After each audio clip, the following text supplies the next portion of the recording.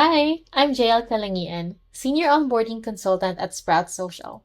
Let's take a look at how you, as an advocate, can use employee advocacy to build your presence while supporting your company. Start with your settings. Click here and go to Personal Settings. Make sure that your preferred accounts are connected properly. The best practice is to start with a network where you're already active and have engaged audience. You'll also see your pre-approved post from the Content tab. You can review the contents that you haven't shared yet.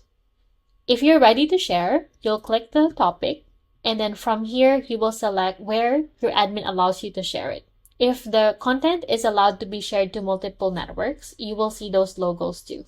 If it's only allowed to share to one network, then you will see it like this. I'm only allowed to share it to LinkedIn. And then from here, I can decide to send it now, to post it immediately, or to send it later. Another best practice here is you don't need to share everything all at once. Start with 1 or 2 posts per week. Consistency is more powerful than volume. Employee advocacy supports your company, but when done strategically, it starts strengthening your own personal brand too.